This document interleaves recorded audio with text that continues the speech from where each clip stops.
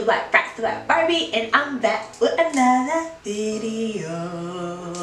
In today's video, I'm going to be installing this wig that I received from the company WeQueen Hair. I am really excited because I feel like this is going to be a really cute summer bob, and I just can't wait. Okay, so inside of the box they give you a little piece of paper. They also give you a little piece of paper that says a gift for you. So I guess if you email them on Facebook, you can receive a gift. And then they also give you some wig caps. Okay, so this is the wig when I take it fresh out of the package. As you guys can see later on, I did kind of brush out the curls a little bit, but this is like their curly water wavy textured hair. It's pre-plucked, it has an ombre color. It is 4x4 parting, 150 density, and it is 16 inches. Okay, one thing I would have to say I like that I already noticed so far is that these knots are like single knots. They do have a few double knots, but most of them are single knots. So therefore, you don't really even have to bleach the knots on this wig, honestly.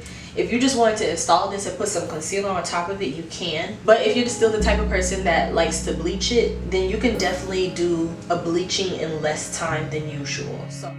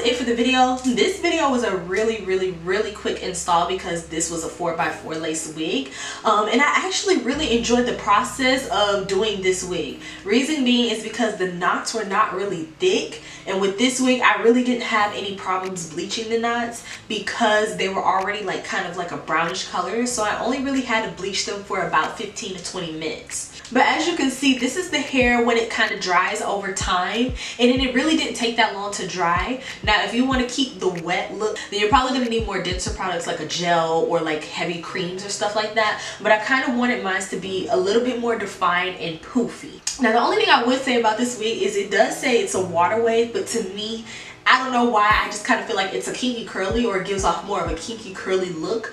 But I'm pretty sure over time, the more I wear this wig, the curls will get a little bit more loose and drop.